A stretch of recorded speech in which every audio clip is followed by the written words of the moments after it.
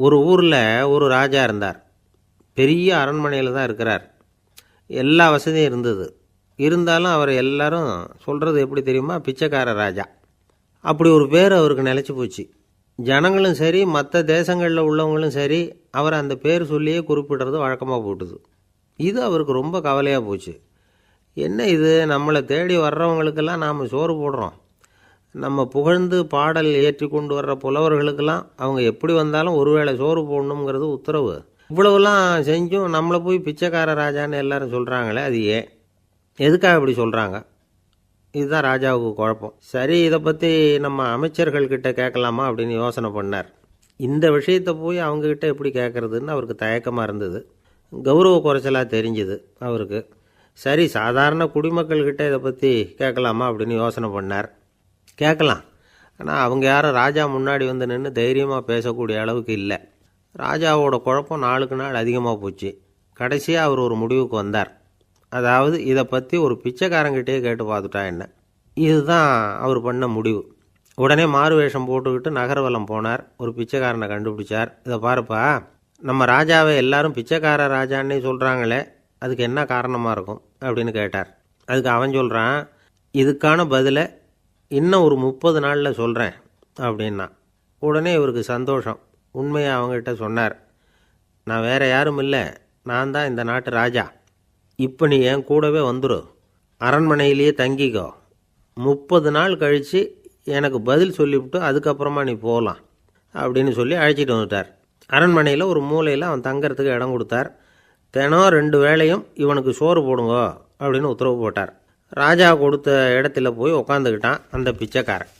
தினமும் அந்த அரண்மனையில் நடக்கிறதையெல்லாம் கவனிச்சிக்கிட்டு வந்தான். வேளைக்கு சாப்பாடு வரும், சாப்பிட்டுக்கிட்டு இருக்கான். இப்படி 30 நாள் முடிஞ்சுது. ராஜா வந்தார். என்ன, என்னோட கேள்விக்கு பதில் என்னன்னு கண்டுபிடிச்சிட்டியான்னார். கண்டுபிடிச்சிட்டேன்னா. என்ன எல்லாரும் பிச்சைக்கார ராஜான்னு சொல்கிறாங்களே, அது நியாயமாக படுதா உனக்குன்னு கேட்டார். நியாயமாக தான் படுது, சந்தேகம் இல்லாமல் நீங்கள் பிச்சைக்கார ராஜா தான். என்ன தான் நீங்கள் வசதியோடவும் படைபலத்தோடவும் இருந்தால் கூட நீங்கள் எங்கள் வர்க்கத்தை சேர்ந்த ஆசாமி தான் அப்படின்னு அடித்து சொல்லிவிட்டான் அந்த ஆள். ஏனால் அப்படி சொல்கிறேன்னு கேட்டார் இவர். அரசே, ஒரு உண்மையை கண்டுபிடிச்சி சொல்கிறதா நான் உங்ககிட்ட சொன்னேன். நீங்கள் ராஜ பரம்பரைன்னா உடனே உங்கள் கழுத்தில் கிடக்கிற முத்து மாலையை கழட்டி பரிசாக கொடுத்துருப்பீங்க, பொன்னையும் மணியையும் கொடுத்துருப்பீங்க. ஆனால் நீங்கள் அப்படி செய்யலை. என்னை ஒரு மூலையில் உட்கார வச்சு 2 வேளை சோறு போட சொன்னீங்க. உங்களை தேடி யார் வந்தாலும், யார் வந்து பாராட்டி பேசினாலும் அல்லது பிரச்சனைகளை சொன்னாலும் நீங்கள் செய்கிற ஒரே காரியம் சோறு போடுறது தான். பிச்சைக்காரனுக்கு சோறு மட்டும்தான் உலகம். உங்கள் விஷயத்திலையும் நீங்கள் அப்படி தான் நினைக்கிறதாக தெரியுது. நல்லா கவனிங்க. எந்த ஒரு பிரச்சனைக்கும் சோறு தான் முடிவுன்னு நினைக்கிறீங்க பாருங்கள். நீங்கள் சந்தேகமில்லாத எங்களை சேர்ந்த ஆள் தான் அப்படின்னு விட்டான் அந்த பிச்சைக்காரன். அதுக்கப்புறம் தான் அந்த ராஜா தன்னுடைய தவறுகளையெல்லாம் திருத்திக்கிட்டாராம். பசின்னு வர்றவங்களுக்கு சோறு தான் போடணும், அது தப்பு இல்லை. பாராட்ட வர்றவங்களுக்கெல்லாம் சோத்தையே போட்டு அனுப்புனா இப்படி தான் பேர் வரும். எனக்கு தெரிஞ்ச ஒருத்தர் தினமும் யாராவது ஒருத்தரை தன் வீட்டுக்கு அழைச்சிட்டு போவார், சாப்பாடு போட்டு அனுப்புவார். முன்னறிவிப்பு இல்லாமல் திடீர்னு ஒரு விருந்தாளியோடு வீட்டில் போய் இவர் நிற்கிறது வழக்கம். அந்த அம்மாவும் இவருக்காக தயார் பண்ணி வச்சுருந்ததை இவர் அழைச்சிட்டு வந்திருக்கிற விருந்தாளிக்கு போட்டுருவாங்க. விருந்தாளி சாப்பிட்டுட்டு போனதுக்கப்புறம் இவர் மனைவிகிட்ட உனக்கு சிரமம் வேணாம் அப்படின்னு சொல்லிவிட்டு பக்கத்தில் உள்ள ஒரு ஹோட்டலுக்கு போய் காசு கொடுத்து சாப்பிட்டுட்டு வந்துடுவார். பல நாள் இப்படி நடக்கும். ஒரு நாள் அவரை தனியாக கூப்பிட்டுக்கிட்டு போய் ஏன் இப்படி பண்ணுறீங்கன்னு கேட்டோம். அதுக்கு அவர் சொல்கிறாரு, எங்கள் வீட்டு சாப்பாட்டிலேருந்து தப்பிக்கிறதுக்கு எனக்கு வேறு வழி எதுவும் தெரியல சார், அதனால தான் இப்படி பண்ணிகிட்ருக்கிறேன் அப்படின்னார் ரொம்ப பரிதாபமாக. ரொம்ப நாளைக்கு முன்னாடி ஒரு நாள் கோவலன் நாடகம் நடந்தது. எங்கள் மதுரையில் நடந்தது. அதில் ஒரு முக்கியமான கட்டம். கண்ணகி கிட்ட சிலம்பை வாங்கிக்கிட்டு அதை விற்கிறதுக்காக மதுரை நகருக்கு புறப்படுறான் கோவலன். அந்த சமயத்தில் கண்ணகி பாடுற மாதிரி ஒரு நாடக பாடல் நாடக ஆசிரியர் எழுதினது. அது என்ன பாட்டுன்னா, மா பாவியோர் கூடி வாழும் மதுரைக்கு மன்னா போகாதீர் என்று அப்படின்னு ஆரம்பிக்கும் அந்த பாட்டு.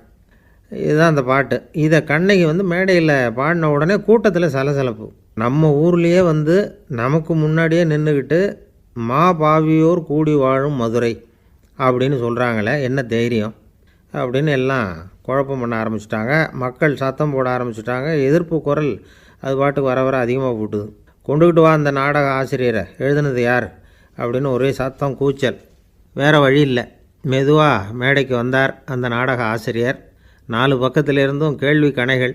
மக்களை பார்த்து கொஞ்சம் அமைதியாக இருங்கோ அப்படின்னு சொல்லிவிட்டு தன்னுடைய விளக்கத்தை சொல்ல ஆரம்பித்தார் அந்த நாடக ஆசிரியர். மா அப்படின்னு சொன்னால் திருமகளாகிய லட்சுமி அப்படின்னு அர்த்தம். பா அப்படின்னா கலைமகளாகிய சரஸ்வதி. வி அப்படின்னா மலைமகளாகிய பார்வதி. மா பாவியோர் அப்படின்னா திருமகளும் கலைமகளும் மலைமகளும், இவங்க மூவரும் அப்படின்னு அர்த்தம். இந்த 3 பேரும் வாழ்கின்ற மதுரை புனிதம் நிறைந்தது, சகல செல்வங்களும் நிறைஞ்சது. அப்படிப்பட்ட ஊரில் நான் அணிந்து கொள்ளும் இந்த சாதாரண சிலம்பை யார் வாங்கிக்குவாங்க அப்படிங்கிற எண்ணத்தோடு தான் கண்ணகி அப்படி சொல்கிறா. அதை நினச்சி தான் நான் எழுதினேன். ஆகவே மதுரையை ரொம்ப சிரமப்படுத்தணும், ரொம்ப மோசமாக எழுதணும் அப்படிங்கிற எண்ணம்லாம் எனக்கு கிடையாது. பெருமைப்படுத்தணும்னு நினச்சி தான் அப்படி எழுதினேன் அப்படின்னு விளக்கம் கொடுத்தாராம். இந்த விளக்கத்தை கேட்டதும் எல்லாரும் ரொம்ப சமாதானம் ஆகிட்டாங்களாம். இப்படி விளக்கம் கொடுத்த அந்த நாடக ஆசிரியர் யார் தெரியுமா? அவர் தான் தமிழ் நாடக உலகின் முதல் ஆசான் சங்கரதாஸ் சுவாமிகள். அவருக்கு நகைச்சுவை உணர்வும் அதிகம். 1920ஆம் ஆண்டு திருநெல்வேலியில் அவர் தங்கியிருக்கிறார் நாடகம் நடத்துறதுக்காக. அவர் தங்கியிருந்த வீட்டில் கொசு மூட்டைப்பூச்சி அதிகமாக இருந்திருக்கு. அவரால் தூங்கவே முடியல. அவர் அனுபவித்த தொல்லைகள் ஒரு பாட்டாக உருவாச்சு. வேடிக்கையாக ஒரு பாட்டு எழுதினாராம். மூட்டையும் கொசுவும் ஒரு வீட்டிலே மீட்டிங் போட்டால் முன்னே நிற்க யாரால் முடியும்? கொசு மோகன ராகம் போல சத்தம் போட்டு முன்னே நின்று செய்திடும் யுத்தம். இதை மறுநாள் நாடகத்தில் கோமாளி வேஷம் போட்ட ஒரு சிறுவனை விட்டு பாட வச்சுருக்கார். எல்லாரும் சிரித்து ரசித்தாங்களாம். சங்கரதாஸ் சுவாமிகள் கல்யாணமே பண்ணிக்கல, துறவி மாதிரியே வாழ்ந்திருக்கார். தமிழ் நாடக கலைக்கு தன்னையே அர்ப்பணம் பண்ணிக்கிட்டவர் அவர். 1922 நவம்பர் மாதத்தில் ஒரு நாள் புதுச்சேரியில் அவர் வாழ்க்கை முடிஞ்சுது. அப்போ அவருக்கு வயசு 55. சங்கரதாஸ் சுவாமிகள் நாடக ஆசிரியர் மட்டும் இல்லை, மேடை நாடக இயக்குனர், தயாரிப்பாளர். அவரே ஒரு சிறந்த நடிகர். ஒரு தடவை சாவித்திரி நாடகத்தில் இவர் யமதர்மனாக வேஷம் போட்டு நடிச்சிருக்கிறார். நாடகம் பார்த்துக்கிட்டு இருந்த கருவுற்ற ஒரு பெண்மணிக்கு பயத்தினால அங்கேயே குழந்தை பிறந்துட்டு தான். அந்த நிகழ்ச்சிக்கு அப்புறம் இவர் இந்த வேஷம் போடுறப்போலாம் ஜனங்களுக்கு முன்கூட்டியே எச்சரிக்கை கொடுக்க ஆரம்பிச்சிருவாராம். அதாவது அப்படி யாராவது பயப்படுறவங்க இருந்தால் கொஞ்சம் கண்ணை மூடிங்க அல்லது எழுந்திரிச்சு போடுங்கன்னு. நடிப்புன்னா அப்படிலாம் இருக்கணும். இந்த காலத்தில் நடிகர் ஒருத்தர் சொன்னார், சார் நான் இந்த நாடகத்தில் நடிக்கிறப்போ முகத்தில் நவரசங்களையும் காட்டி நடித்தேன், உணர்ச்சிகளை எல்லாம் நல்லா காட்டி நடித்தேன். அப்படி இருந்து ஜனங்கள் கல்லை எடுத்து மேடையில் வீசிவிட்டாங்க சார் அப்படின்னார். நாடகத்தில் உங்களுக்கு என்ன வேஷம் அப்படின்னு கேட்டாங்க. அது செத்து கிடக்கிற பணமாக நடித்தேன் சார் அப்படின்னார். ஒருத்தரை பார்த்து உன்னுடைய நண்பர்கள் யார் அப்படின்னு ஒரு கேள்வி கேட்டு பாருங்கள். கொஞ்சம் யோசித்து பதில் சொல்லுவாங்க. அவங்கக்கிட்டேயே உன்னுடைய எதிரிகள் யார் அப்படின்னு கேளுங்க, கடகடன்னு ஒப்பிச்சிருவாங்க. நம்ம மனசு இருக்க அது எப்படின்னா, நம்ம நண்பர்களை விட எதிரிகளை அது நல்லா ஞாபகத்தில் வச்சுக்கும். இது ஒரு ஆச்சரியமான உண்மை. உங்களால் நண்பர்களை மறந்துட முடியும், ஆனால் எதிரிகளை மறந்துட முடியாது. இது ஒரு வேடிக்கையான நிலைமை தான். அழகான தருணங்களை நாம் ஏன் மறந்துடுறோம்? இது இயற்கை. ஏன்னா நம்ம மனசு மலர்களை கவனிக்கிறதில்ல, அதில் இருக்கிற முள்ளை தான் கவனிக்குது. தன்னை காயப்படுத்துகிற எதையும் அது உடனே கண்டுகொள்ளுது.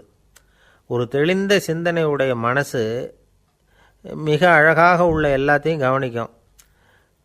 அது நன்றியுடன் உணரக்கூடிய எல்லாத்தையும் பார்த்து குறிச்சிக்கும். இப்படிப்பட்டவங்க வாழ்க்கை இயல்பாகவே நல்லா அமையும். அது ரொம்ப அபூர்வம்.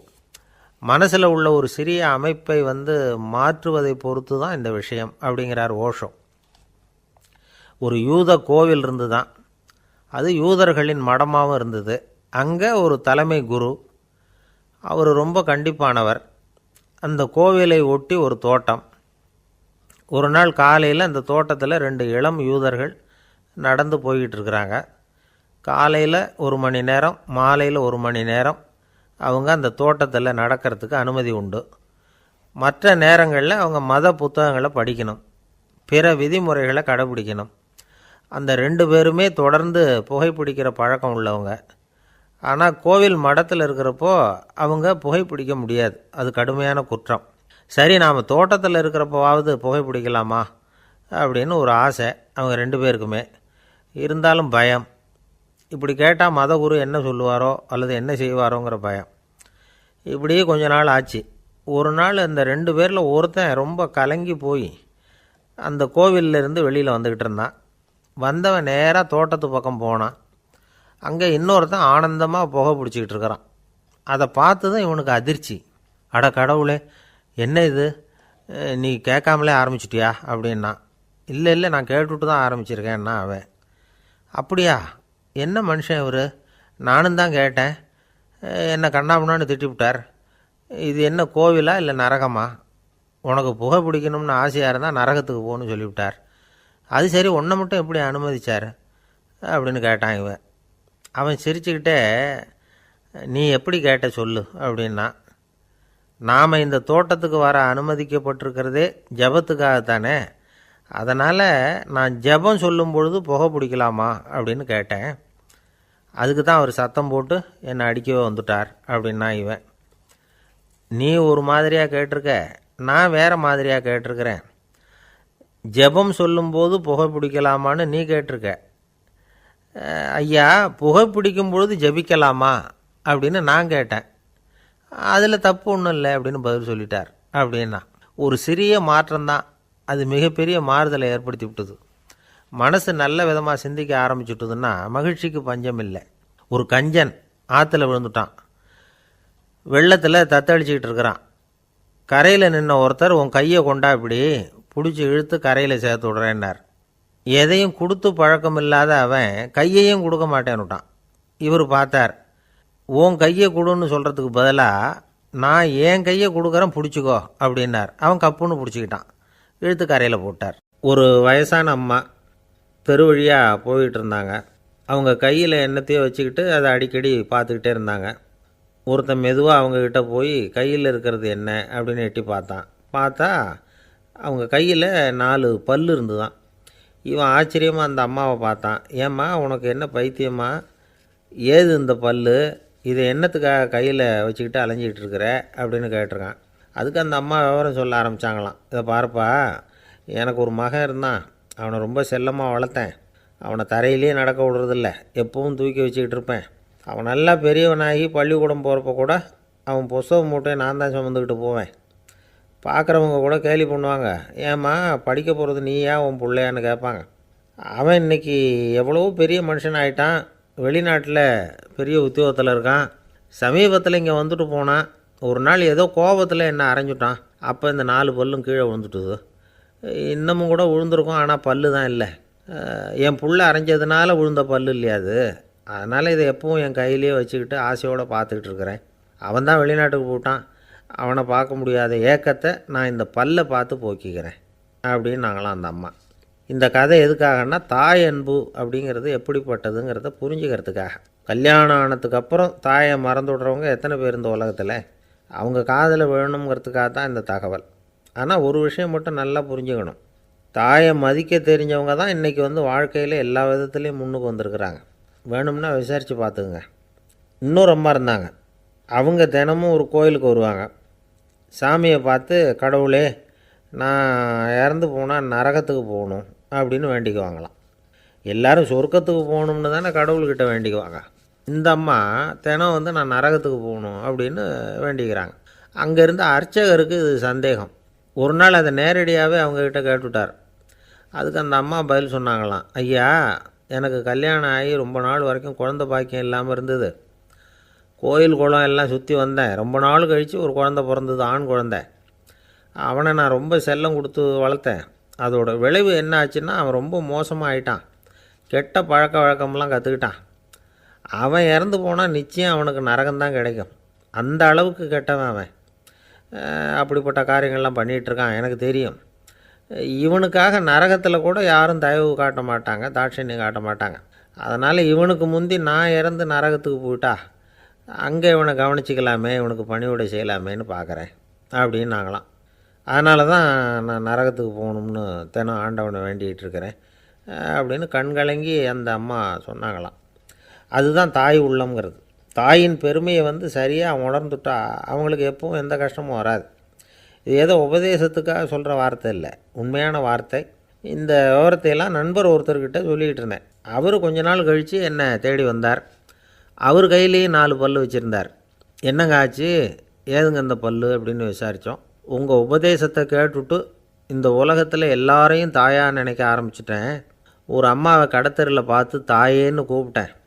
அவங்க உடனே பலார்னு என்னை அரைஞ்சிட்டாங்க, பல் விழுந்துட்டுது அதை தான் பொறுக்கி எடுத்துக்கிட்டு நேராக உங்களை தேடி வந்துக்கிட்டு இருக்கிறேன்னார். தாயேன்னு தானே கூப்பிட்டீங்க, அதுக்கு ஏன் அரைஞ்சாங்க அப்படின்னு கேட்டோம். நான் தாயேன்னு கூப்பிட்டது அவங்க காதில் நாயேன்னு விழுந்துட்டு தான், அதுதான் இப்படி ஆயிட்டுது அப்படின்னார்.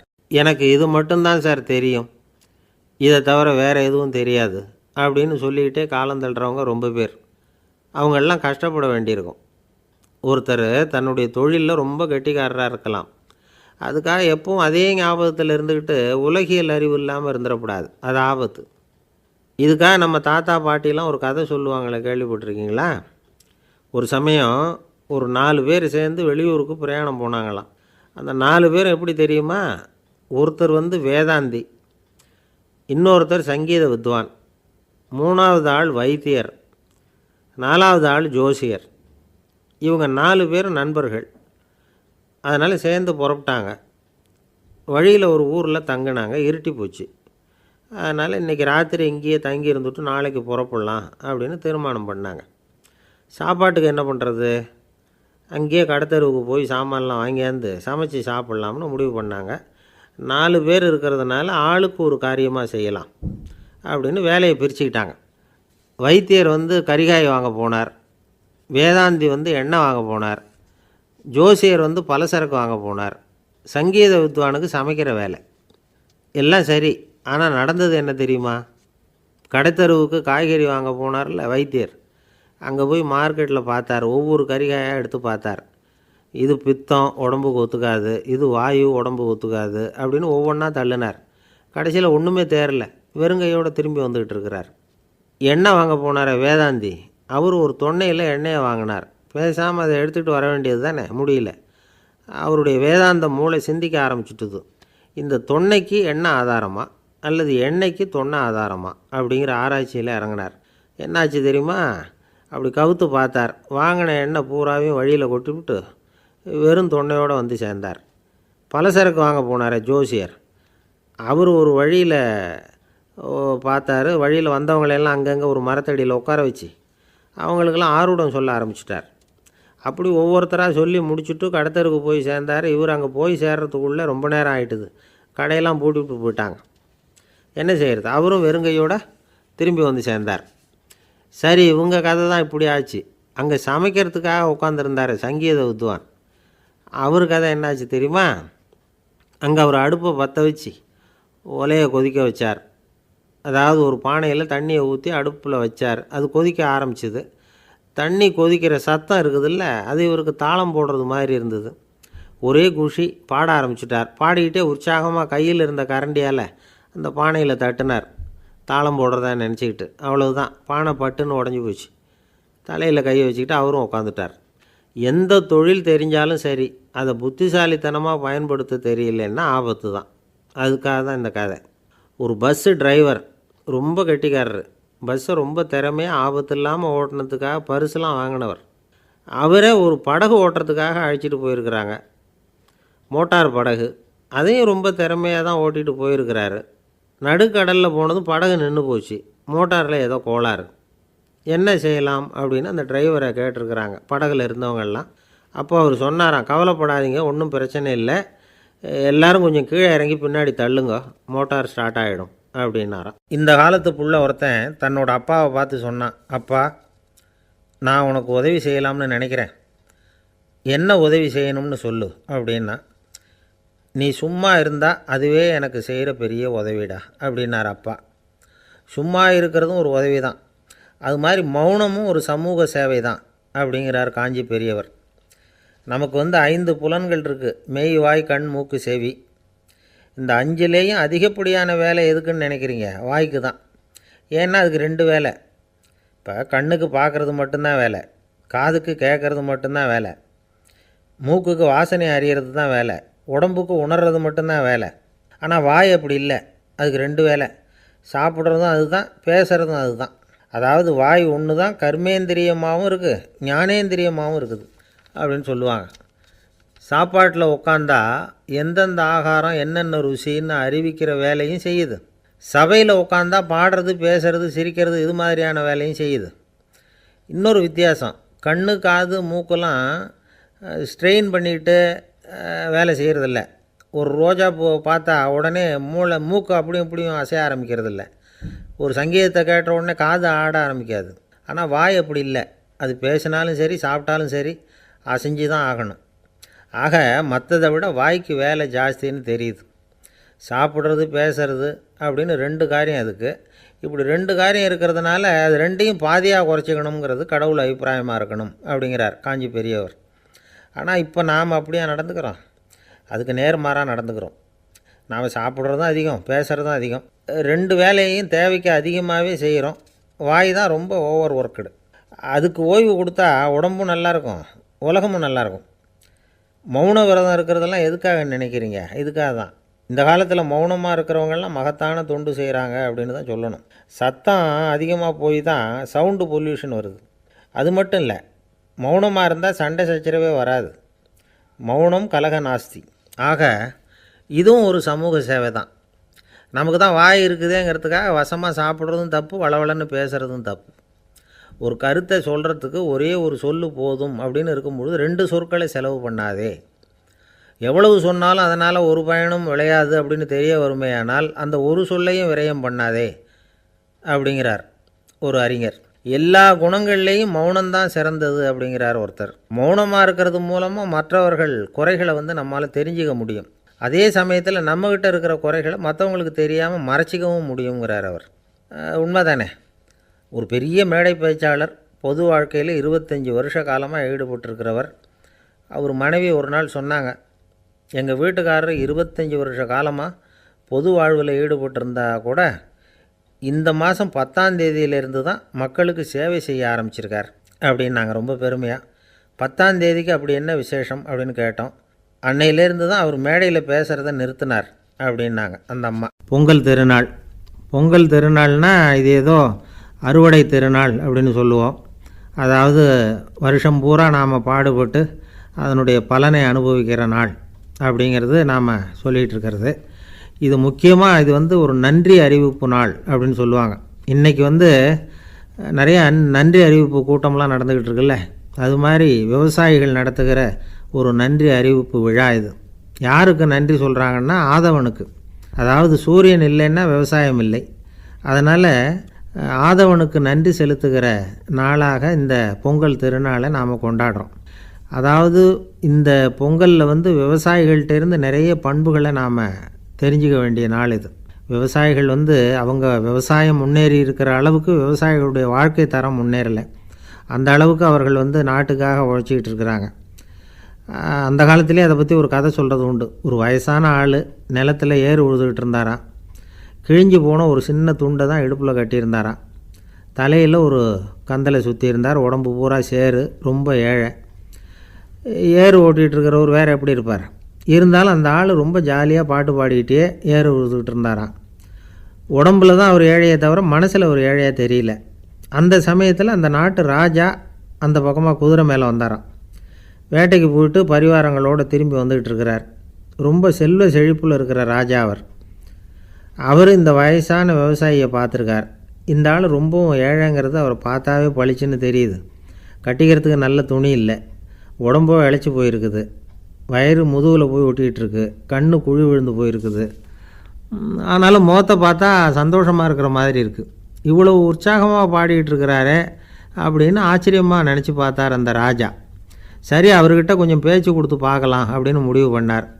ஐயா பெரியவரே, இப்படி கொஞ்சம் வர முடியுமான்னாராம். பொழுது போகிறதுக்குள்ளே நான் இந்த வயல் பூரா உழவு ஓட்டி ஆகணும், அதனால் பேசுகிறதுக்கு நேரம் இல்லை அப்படின்னாராம் அந்த பெரியவர். என்ன அவ்வளவு அவசரமாக? மீதி இருந்தால் நாளைக்கு உழுதக்கூடாதா? அது சரி, உனக்கு எத்தனை ஏக்கர் நிலம் இருக்குது அப்படின்னு விசாரிச்சிருக்கார் ராஜா. எனக்குன்னு சொந்தமாக உள்ளங்கை அளவு கூட நிலம் கிடையாது. இது எங்கள் முதலாளியோட நிலம். இதை பூராவும் உழுது முடித்தா தான் அவர் கூலி கொடுப்பார். நான் கூலிக்கு உழுதுகிட்டு இருக்கிறேன். உங்ககிட்ட பேசிக்கிட்டு இருந்தால் அவருக்கு துரோகம் பண்ணது மாதிரி ஆகிடும் அப்படின்னாராம். ராஜா குதிரையை விட்டு கீழே இறங்கினார். வரப்பில் நடந்து அந்த பெரியவர்கிட்டே போனாராம். சரி, ஒரு நாள் பூரா உழுதா உனக்கு எவ்வளவு கூலின்னு கேட்டிருக்கார். 8 அணா கூலி கிடைக்கும்னாராம் அவர். இது ரொம்ப காலத்துக்கு முன்னாடி நடந்த ஒரு சம்பவங்கிறதுனால அப்போ 8 அணா கூலிங்கிறது ரொம்ப பெருசு. இருந்தாலும் அதுவும் அந்த ராஜாவுக்கு பெரிய கூலியாக தெரியல. இவ்வளவு தானா, இதை வச்சுக்கிட்டு நீ எப்படி காலம் தள்ளுற அப்படின்னாராம். ஒன்றும் கவலை இல்லை அப்படின்னாராம் அவர். ராஜாவுக்கு ரொம்ப ஆச்சரியமாக போச்சு. 8 அணா கூலி வாங்குகிற இந்த ஆள் கவலை இல்லாமல் இருக்கிறார், ஏராளமான வசதியோடு இருக்கிறன்னா கவலை இல்லாமல் வாழ முடியலையே அப்படின்னு நினச்சி பார்த்துருக்கார். அது சரி, 8 அணாவில் எப்படி குடும்பம் நடத்துகிற அப்படின்னு கேட்டாராம். எனக்கு கிடைக்கிற 8 அணாவில் 2 அணா குடும்பத்துக்கு செலவழிக்கிறேன், 2 அணா பழைய கடனுக்கு கொடுக்குறேன், 2 அணா தர்மம் செய்கிறேன், 2 அணா வட்டிக்கு கொடுக்குறேன், ஒரு குறையும் இல்லைன்னாராம். ராஜாவுக்கு ஒன்றும் புரியல. எனக்கு ஒன்றும் புரியலையேன்னு இருக்கார். ஐயா, எனக்கும் என் மனைவிக்கும் 2 அணா செலவாகுது. வயசான அம்மா அப்பா இருக்கிறாங்க, சின்ன வயசில் என்னை காப்பாற்றினவங்க அவங்க. அந்த கடனுக்கு 2 அணா செலவாகுது, அது பழைய கடன். என் தங்கச்சி ஒருத்தி ஆதரவு இல்லாத நிலைமையில் தன்னுடைய மகனோட என் வீட்டில் இருக்கிறா, அவளுக்கும் அவள் மகனுக்கும் 2 அணா செலவு பண்ணுறேன், அது தர்மம். எனக்கு 2 பிள்ளைங்க இருக்கிறாங்க, அவங்களுக்கு 2 அணா செலவு பண்ணுறேன், அது வட்டிக்கு கொடுக்கறது மாதிரி. பிற்காலத்தில் அவங்க எங்களை காப்பாற்றுவாங்க. அந்த வகையில் நான் திருப்தியோடு வாழ்ந்துக்கிட்டு இருக்கிறேன் அப்படின்னாராம். ராஜாவுக்கு அர்த்தம் புரிய ஆரம்பிச்சுதான். அந்த பெரிய நிலத்தை விலை கொடுத்து வாங்கி அந்த பெரியவருக்கே தானமாக கொடுத்துட்டாராம். இப்போ உழுதவருக்கே நிலம் சொந்தமாயிட்டுது. அன்னையிலேருந்து அரசனுக்கும் ஆறுதல் கிடைச்சிதான். இப்படி ஒரு கதை சொல்லுவாங்க. 8 அணா வருமானத்தை வச்சுக்கிட்டு எப்படி காலத்தை தள்ளுறதுன்னு சொல்கிறதுக்காக இந்த கதையை சொல்கிறதாக யாரும் தப்பாக நினச்சிக்கக்கூடாது. கிடைக்கிறத எப்படி பங்கு போடுறார், எப்படி திருப்தியாக வாழறார் அப்படிங்கிறது தான் முக்கியம். அது மாதிரி இன்றைக்கு இந்த பொங்கல் திருநாளில் உழவர்கள் மனசு மகிழ்ச்சியாக இருந்ததுன்னா அது எல்லாரும் மகிழ்ச்சியாக இருக்கிறது மாதிரி அர்த்தம். அதனால் அவர்கள்ட்டேருந்து நாம் பாடம் கற்றுக்கணும். சில உழவர்கள் தங்கள் நிலத்தில் விளையிறத தாங்கள் சாப்பிட மாட்டாங்க, அடுத்தவங்கள்ட்ட விற்றுட்டு சந்தையில் போய் வேறு அரிசி வாங்கிட்டு வந்து தான் இவங்க சாப்பிடுவாங்க. அப்படிப்பட்ட விவசாயிகள்லாம் இது உண்டு. பங்கிடுகிற பண்பை உழவர்கள்ட்டேருந்து கற்றுக்கொள்ளுங்கள் அப்படிம்பாங்க. ஒரு ஆள் நிம்மதியாக மகிழ்ச்சியாக இருந்தானா, உங்கள் நிம்மதிக்கும் மகிழ்ச்சிக்கும் என்ன காரணம்னு கேட்டிருக்கார் இன்னொருத்தர். என்கிட்ட இருந்தது பூராவையும் என் பிள்ளைங்களுக்கு சமமாக பங்கு போட்டு கொடுத்துட்டேன், எனக்குன்னு எதுவுமே வச்சுக்கல, அதுதான் நிம்மதிக்கு காரணம்ன்றிருக்கான். உங்ககிட்ட இருந்தது எவ்வளவு இருந்தது அப்படின்னு கேட்டிருக்காரு அவர். மொத்தமாக ஒரு 50,000 ரூபா இருக்கும் அப்படின்னு இருக்கான். அவ்வளவும் பணமாகவே இருந்ததா அப்படின்னு கேட்டிருக்காங்க இவங்க. இல்லைங்க, அவ்வளவும் கடன், அதை தான் பிரித்து கொடுத்துருக்கேன் பிள்ளைங்கக்கிட்ட அப்படின்னு நானும் அவன். இந்த உலகத்தில் நாம் நல்லபடியாக இருக்கணும்னா அதுக்கு முக்கியமாக தேவைப்படுறது 2. ஒன்று செல்வம், இன்னொன்று அறிவு. சரி, இது 2ல் சிறந்தது எது அப்படின்னு ஒரு கேள்வி கேட்டால் என்ன பதில் சொல்கிறது? இதே கேள்வியை ஹஸ்ரத் அலி அவர்கள்கிட்ட கேட்டாங்களாம். அவர் ஒரு பெரிய அறிஞர். கேள்வி கேட்டவங்களும் சாதாரண ஆட்கள் இல்லை, இவங்களும் அறிஞர்கள். ஒரு நாள் ஹஸ்ரத் அலி அவர்கள்கிட்ட 10 அறிஞர்கள் வந்தாங்களாம். ஐயா, நாங்கள் 10 பேரும் உங்ககிட்ட ஒரே கேள்வியை தான் கேட்க வந்திருக்கிறோம், ஆனால் எங்கள் 10 பேருக்கும் நீங்கள் தனித்தனியாக பதில் சொல்ல முடியுமா அப்படின்னு கேட்டிருக்காங்க. அதாவது அவங்க ஒரே கேள்விக்கு இவர்கிட்ட இருந்து 10 விதமான பதில் எதிர்பார்க்குறாங்க. சரி கேளுங்க, என்ன கேள்வி அப்படின்னார் அவர். அப்போ தான் அவங்க கேட்டாங்களாம், செல்வம் அறிவு இது 2ல் சிறந்தது எது? இதுதான் கேள்வி.